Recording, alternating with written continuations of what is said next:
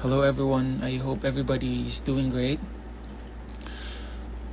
I want to make this video para humingi ng pasensya at paumanhin sa nagawa kong pagkakamali nitong nakaraang araw.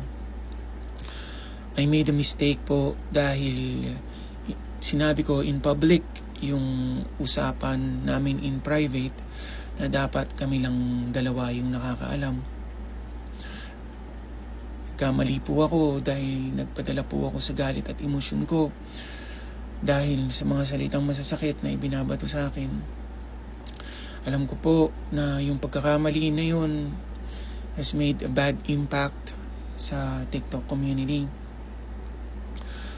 That's why I am deeply sorry and I sincerely apologize sa mga taong nasaktan ko, sa mga taong na-disappoint sa akin, at sa mga taong nabanggit ko.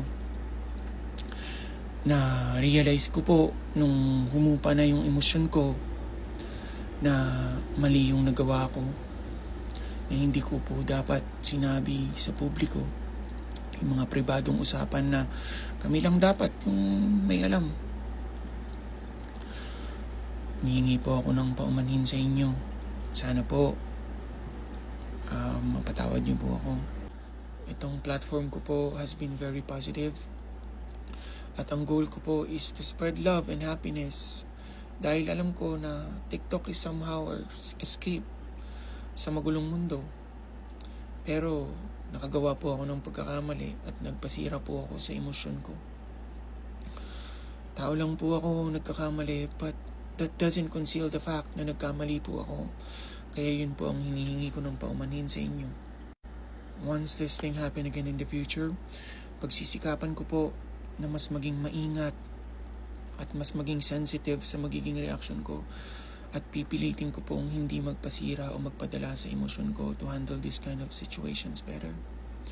Muli po, I sincerely and deeply apologize sa lahat ng na-disappoint sa akin sa buong TikTok community. And let's continue spread happiness and kindness. Dahil yan naman po talaga yung goal natin. I will be a better influencer. I promise that I will be a better content creator. I will be a good role model, lalo sa mga kabataan.